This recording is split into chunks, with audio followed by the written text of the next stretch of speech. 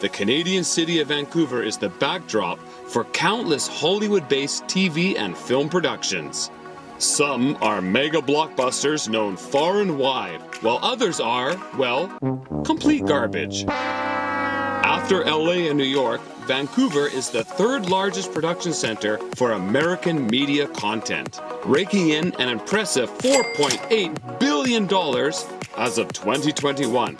This is why Vancouver is often referred to as Hollywood North, a rather bland handle suiting a rather unimaginative industry.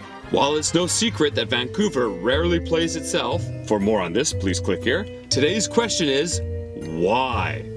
Why is Vancouver so popular for Hollywood productions? For starters, there is the classic undercutting game of tax incentives. Then there is the built infrastructure and established talent pool, accumulated from decades of industrial growth. Also, there is the ease of travel and communication. Vancouver is in the same time zone as LA and only a 3-hour flight away on your huge carbon footprint private jet. Of course, there is also the similarities in culture. The classic West Coast yoga pants wearing, nature enthusiast, post-hippie, weed-smoking, homeless crisis, open drug use vibe.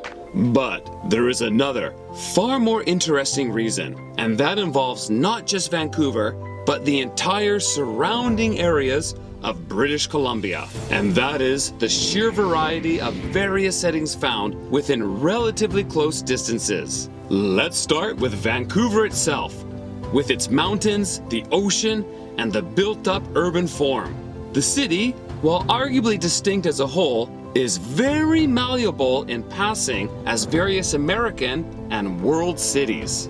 There are the obvious Pacific Northwest ones, such as Seattle and Portland, but venture a little deeper and you can find the mean streets of New York and Chicago, the hills of San Francisco, the warmth of LA, or even Miami, if shot skillfully enough.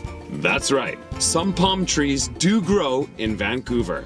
The glimmering sea of condo towers have stood in for a number of Asian metropolises, while the older districts embody a South American flair. Venture just outside of the city limits, and you can even find small town America. That's right, welcome to Smallville.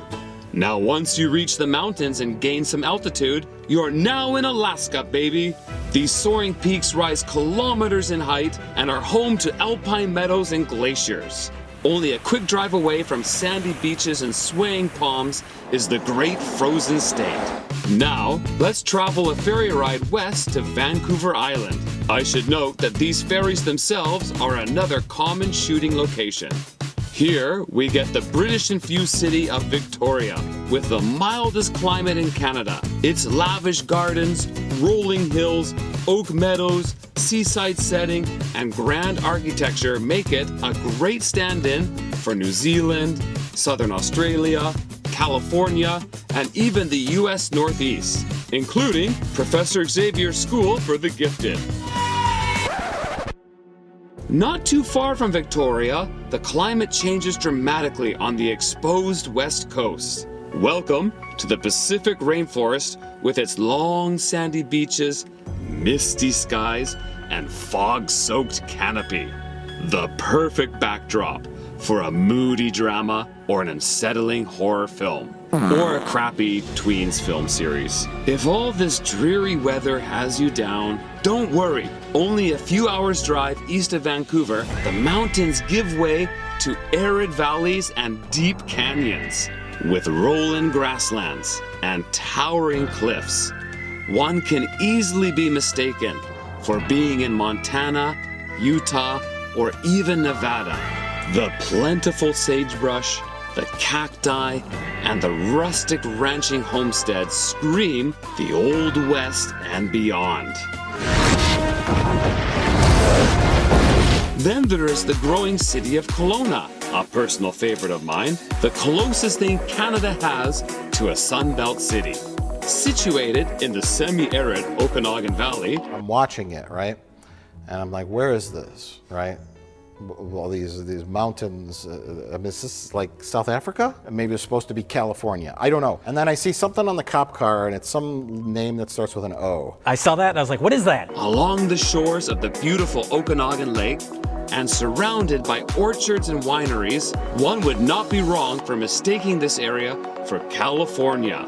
Although, as technology progresses and productions increasingly rely on bland, sterile studio factory filmmaking over on-location shooting, the importance of this factor may sadly decrease over the coming years. Now, here is some more Vancouver and area drone porn. Enjoy.